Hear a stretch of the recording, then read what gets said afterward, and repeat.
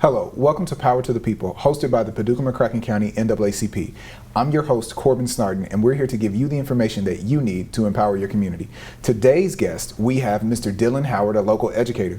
Thank you for being on the show today. Thank you so much for having me. So let's get started here. Real quickly, just give us a short blurb about who you are, what you do, give us your background. Absolutely. So I am a native Paducan, and I am very passionate about teaching and education. I graduated Paducah Tillman in 2016. I've been in this area for a while, and I just really want to see this area grow more. All right. So, you're fresh into education. You said you graduated high school around 2016, so you're fresh into education, fresh into teaching.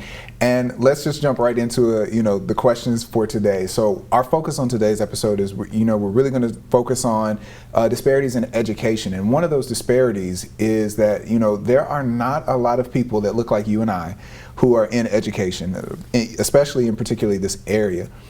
Why do you think that is? I think a lot of this has to do with inequitable opportunities for people of color in education.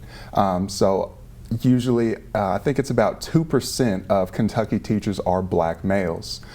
So it really has to do with how comfortable our students are in the classroom with their teacher. Obviously, you're going to be more comfortable in a situation where you see people that look like you. So as students go through school and all they see are white female teachers, they begin to presume that that is the field that all white male teachers will be in, and they have no place in that area. So it is very, very important for teachers like us to represent our students, especially in an area that has a large black population. Yeah, representation really matters in the classroom. It's really, really important to see that. I know in my own educational journey, I didn't have a teacher that physically looked like me that was a black male until college, actually. But when we talk about representation, it hasn't always been a problem with representation. Now, we can argue or not argue about the benefits or disadvantages of integration, but during segregated America, we know that all black kids had black teachers. And now we're at a point where, like you said, 2% of teachers are African American within Kentucky. And how do we go from that? How did we go from teachers that used to look like you and I to less than 2% or around 2% looking like the students they teach? So I would say one thing that we could definitely do is kind of change the pathway and ways to get into education. So I was fortunate I was able to go to West Kentucky Community and Technical College and continue my education at Murray State. Absolutely loved both of those environments. However, the education program is very expensive, and it can be very time consuming. Before you can actually become a teacher, you have to go through your student teaching program, which is not paid for. So you have to go an entire semester, and if you have bills and whatnot to pay, you'll have to have a job on the side as well. So it is a very tough process to get through an education program. So if we can find different outlets to gain more people who are inspired about teaching, then I think we can get more African American representation in our schools. Yeah. Why does that representation matter? Shouldn't it just be, and I'm saying this for the sake of argument, shouldn't it just be, like, oh, I'm a teacher, it doesn't matter what color I am, it doesn't matter whether I'm male or female or whatever, it just should matter that I love my kids and I want to teach them. But why does that representation matter? Yeah, so it's awesome when we have white allies who love our children just the same no matter the color, but we also have to take into account experience. So a white teacher is not going to have the same experience, whether that be socioeconomic or just household environment. They are not as aware of what our students go through. So that experience of our teachers to be able to connect with our students is very important to their learning and comfortability in the classroom. Yeah, I had, very good teachers as I was coming up, and many of them were white and did have profound impacts, but I do know that it made a significant difference when I remember going into college and having that first black male teacher, and I'm like, wow, you actually can understand, some of the things that I've experienced, or you're coming at things with a cultural lens that makes a lot of sense. And so here we are now in in the present time where we're seeing, race and equity and the effects of systemic racism coming into play in the classroom, how do you as a teacher tackle those kinds of things? All right, yeah, so for one thing, I did want to say that you were actually my first black teacher that looked like me, 8th grade social studies, definitely had an impact on me and my decision to become a teacher. So I did want to greatly thank you for the impact that you've made on my life and countless others. But back to the question, absolutely. So as a social studies teacher, we definitely get to dive into society and the effects of civilization and segregation, integration, things of that matter. But honestly, I try to come at it with a flat, no unbiased opinion, just to give them the information so then they could form their own opinions about what is going on in the world. I often try to connect things like nationalism, Black Lives Matter, what the American flag is representative of, how these students feel about what's going on in their society right now. So I definitely do like to take time out of content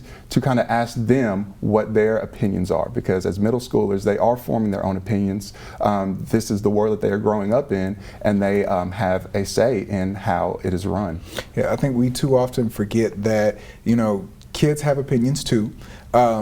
Obviously, they're not adults and they don't have to quite deal with adult problems and adult issues, but it's interesting always to get their perspective and their take on things. And while we're talking about perspective, do you feel that education on a macro level, as a national level, do you feel that the educational system is equitable, or is it possessing a degree of maybe bias?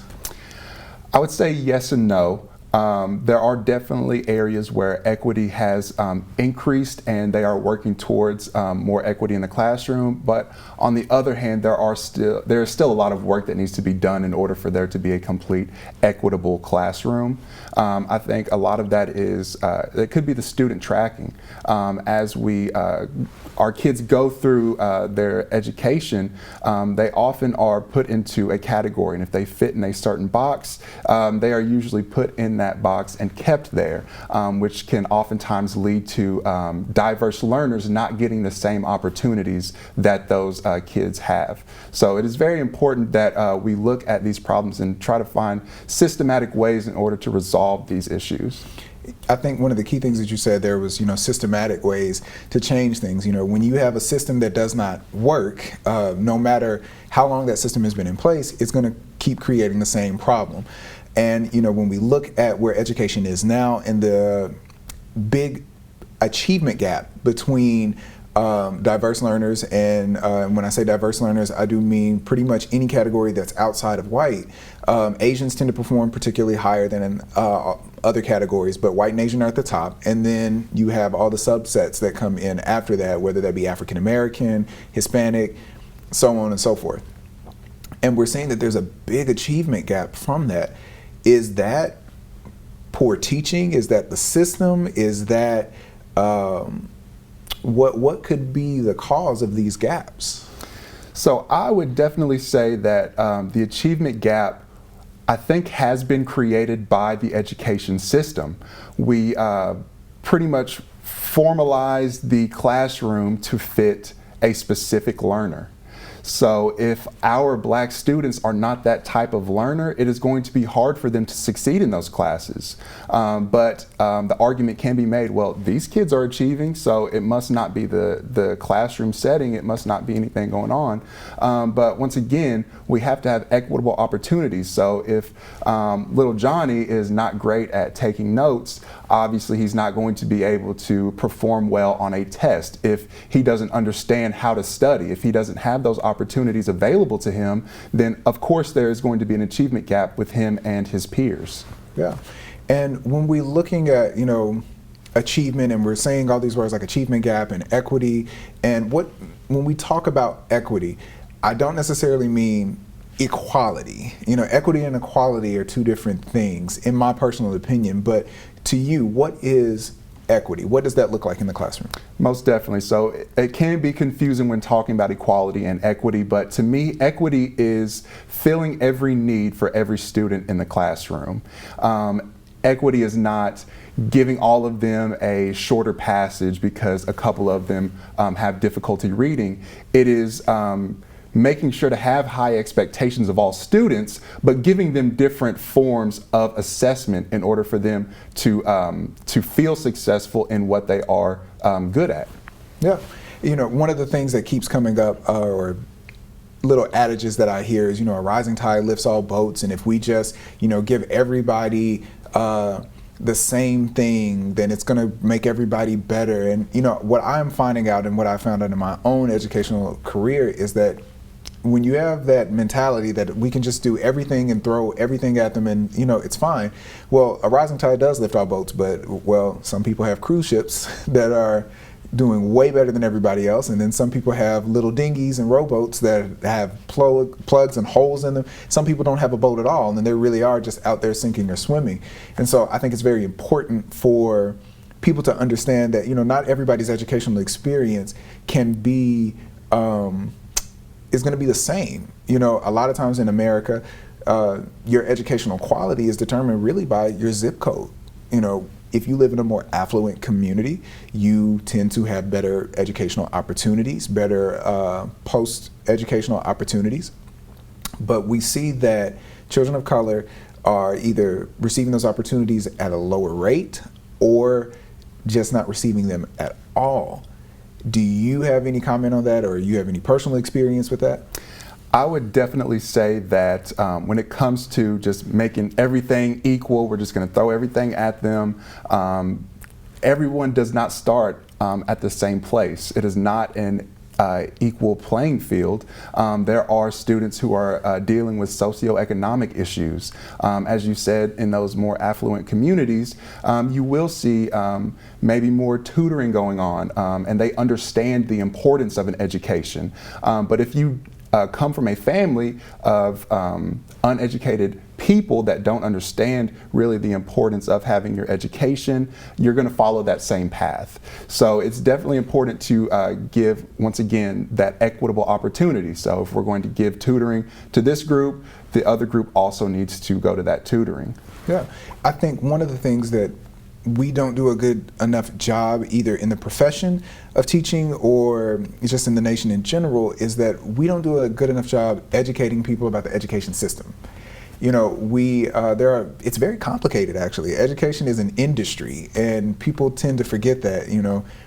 If I think back, when my grandparents may have been in school, my grandparents may have went to the 8th grade and that might have been it. They got their reading, their writing, arithmetic, and that was about all they needed. But now it's much more complicated. Parents are planning for college the day a kid goes into school, or in some cases even before then. We're seeing that it can be very difficult to navigate the education system to get kids to success, whatever that level of success may be. How do you encourage students and parents to navigate the educational system? So I definitely try to explain why they have to go to school. A lot of kids, they need a reason to be there. The proverbial, when am I ever going to need this? Absolutely, when am I ever going to need this? So I try to make them understand that it's not necessarily about the content. You might never need to use Pythagorean theorem, but you need to learn how to think. You need to be able to form your own opinions. You need to be able to cite evidence. You need to be able to have these social skills that might not necessarily translate into college, but into your everyday life. So I think it's even getting parents involved, especially through regular contact, trying to get them involved in the classroom and involved in their students' education. It can really make a difference in how that student performs. I agree.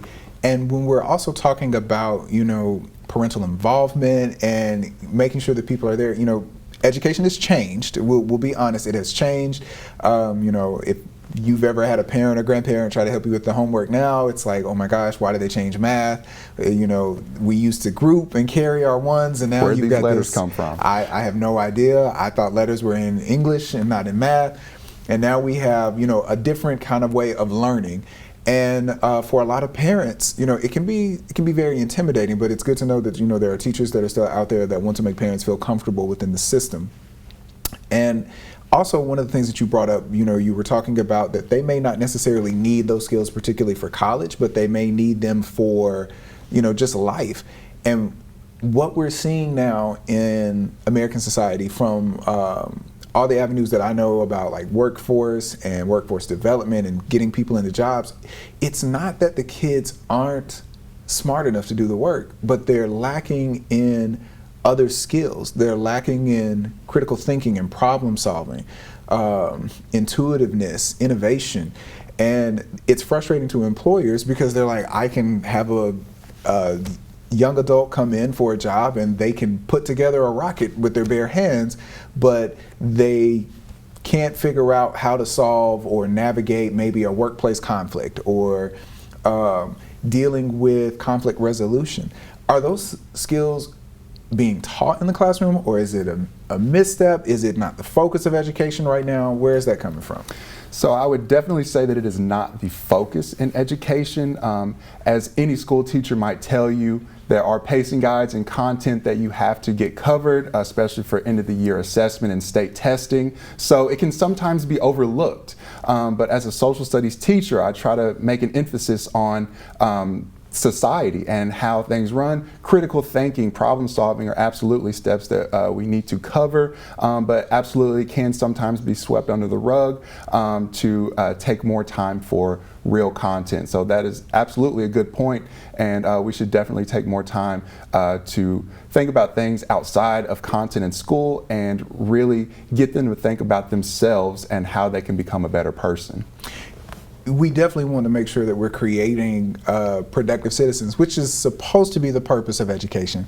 I think one of the big things that in my own career that I have always kind of been frustrated with as an educator is that we've shifted to more of a assessment type of teaching and less of a holistic approach where we're trying to do those things that you just mentioned and making sure that the child is a well-rounded individual, that they have the skills that they need to compete in today's market and for whatever career that they want to do. So, that's a frustrating thing, because you mentioned something about, we have to cover content and we have to cover all this real content.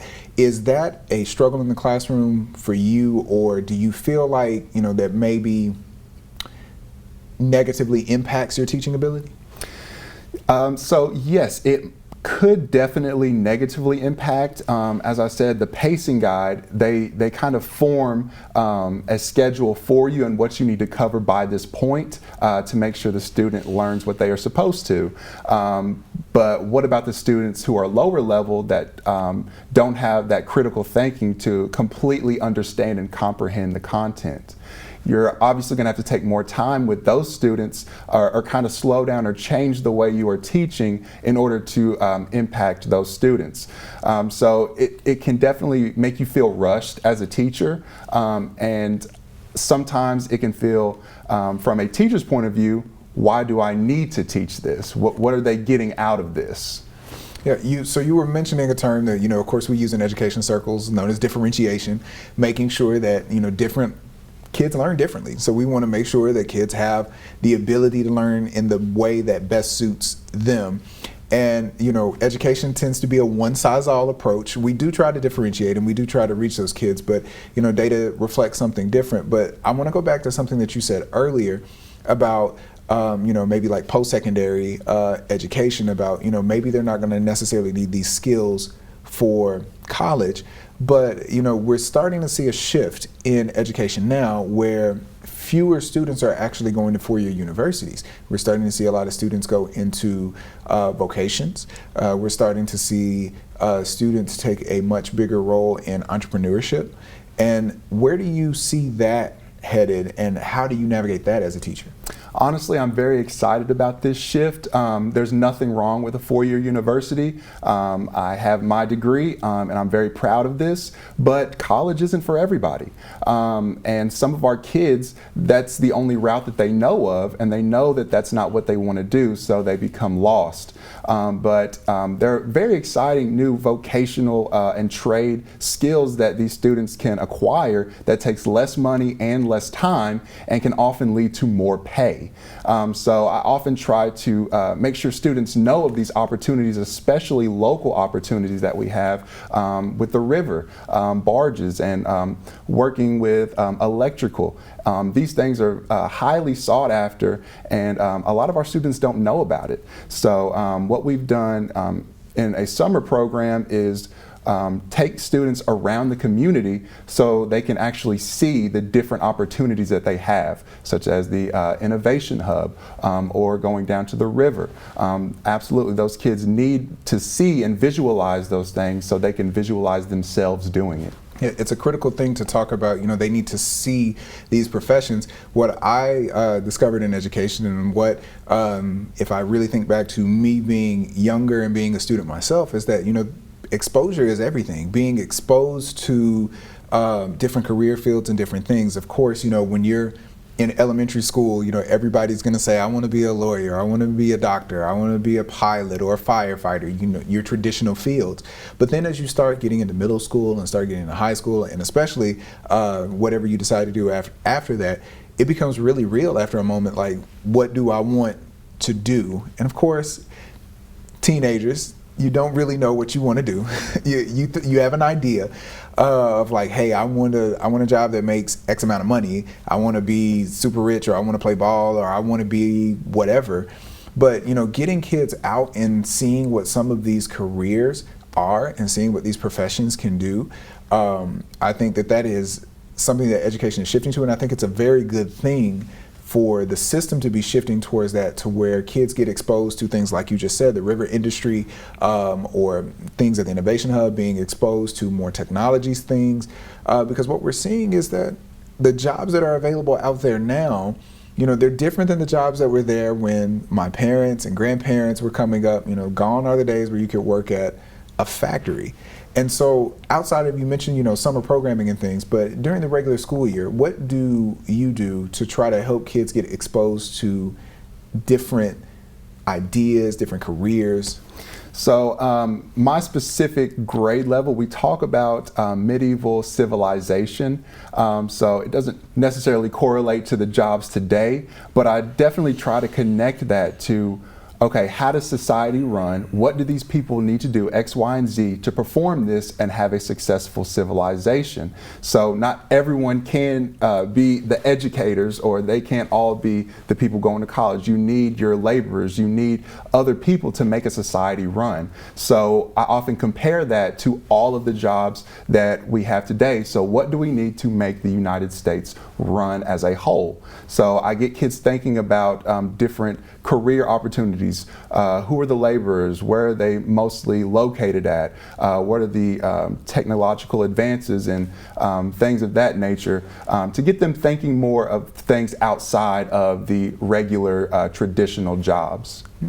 And speaking of jobs, I want to go back to what we were talking about at the very beginning, equity in education, and why we're not seeing enough African Americans, particularly African American male teachers, go into the profession. So what can we do to increase those numbers? That is a very difficult question, and I think it's going to take a lot of time. Obviously, more representation in the schools is going to be a factor in that, but before we can have more black teachers, we need students seeing black teachers in the school, so that we can inspire them to become the teachers. It's education. I feel as an educator, you're building a tree. You are the root, and then your inspiration and the impact you have on your students roots out, and it grows and expands as you touch different lives. Inspiring students is, a great thing, and it's not an easy answer. There's no real easy answer to say like, ooh, what are we going to do to get more, black teachers? Education is not exactly the highest paying field. Yeah, the low pay, I would say a lack of respect for the field. So like you said earlier, not a lot of people understand the intricacies of the education field as an industry. You send your kid to school 8 hours a day, you expect them to learn what they're supposed to do and do everything that they're supposed to do. And I wish the job was just teaching in the classroom. It's become so much more, and the responsibilities are often all on the shoulders of the teacher.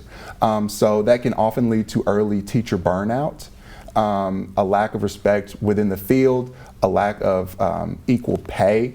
All of these factors contribute to not only the lack of black educators, but the education field as a whole. We are seeing less college students pursuing a career in education because of these issues. Mm-hmm. So I read a recent statistic that said that the workforce for teachers is in a huge shortfall. That it's like in the hundreds of thousands across the nation, that there's just not enough. I think the entire teacher pool might be somewhere around like 160,000 teachers this year, which is way lower than what the demand is for. And it's unfortunate that we see that, because if you have fewer teachers going in, and other teachers, your more seasoned teachers and veteran teachers, they're aging out, they're retiring, they're leaving the profession. I wonder what is that going to do to the system as a whole if we don't continue to find ways to entice more people into the profession. And I've always been an advocate to say, like, we don't promote the profession enough. That it's funny how as educators we'll tell kids, go be whatever you want, be everything you want, but don't be a teacher. And we need to tell them that it's okay to be in education. It's okay to do that. And I do like what you said earlier about maybe that colleges and universities can kind of lessen the burden of the training on there. We do want highly qualified and highly trained teachers, but we also want to make sure that we're making the profession accessible too. And I remember when I was coming in, there was a lot of hoops you had to jump through. There was a lot of things that you had to go through, and it was much more intensive than some of my friends and their other majors. We have a few minutes to just kind of wrap up everything today, and I just want to give you just a minute or two to maybe speak to your students or speak to the community about the importance of education and just the impact that it can have. Absolutely. So as an educator myself, education is, I would say, constantly growing and remaining curious. You can't go in to a school thinking you know everything. There's always room for growth. I have seen very passionate teachers my age, as this new group and this new generation of teachers are coming in. I'm very confident that we are going to make a very impactful community for our students. So as we continue on in education, I think a lot of students are going to be inspired by this new generation of young teachers that they can really connect with. As far as talking with the community, I am native to Paducah. I love this town and I want to remain in this town and see it grow as much as possible. And the future really lies on our youth. So the quicker we can get them inspired and promoting education, the better it is going to be in the long run. I like those comments, and I hope that many people are going to be able to hear that and take that and internalize that. To all of the viewers out there, I definitely want to say, make sure that you put education first. Make sure that education is a priority in your household. Make sure that if you've got young kids, make sure they're reading, make sure they're learning. If you've got older kids, reading, learning, making sure that they are working and building that foundation for their future. Thank you for joining us today on Power to the People, and we'll see you on the next episode.